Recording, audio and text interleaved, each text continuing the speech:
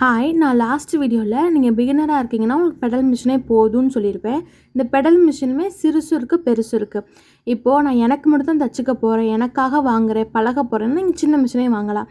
இல்லை எனக்கு அதை பிஸ்னஸாக பண்ணணும்னு ஆசை, நான் அடுத்த லெவலுக்கு கொண்டு போவேன் கண்டிப்பாக அப்படின்னு கான்ஃபிடென்ட்டாக இருக்கீங்கன்னா இதை விட 2000 3000 கூட வரும், பெரிய மிஷினாக வாங்கிக்கோங்க. ஏன்னா சின்னதில் உங்களால் ஃபூட்ரு மாற்ற முடியாது, பெருசில் நீங்கள் டிஃப்ரெண்ட் ஃபூட்ரு மாற்றிக்கலாம், இந்த இண்டஸ்ட்ரியல் மிஷினில் மாற்றிக்கிற மாதிரியே. அதனால் அதை வாங்கிக்கலாம்.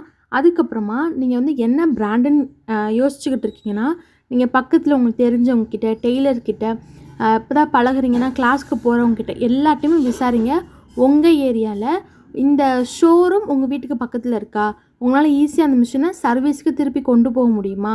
வேலை அந்த ஷோரூம்லேயே பார்த்து தருவாங்களா? இந்த மாதிரி நிறையா விசாரித்து கஸ்டமர் சர்வீஸ் இருக்கக்கூடிய ஒரு ஷோரூமாக உங்கள் வீட்டுக்கிட்டே இருக்கிற மாதிரி பார்த்து வாங்கிக்கோங்க. அப்போ தான் உங்களுக்கு ஃப்யூச்சரில் ஹெல்ப்ஃபுல்லாக இருக்கும்.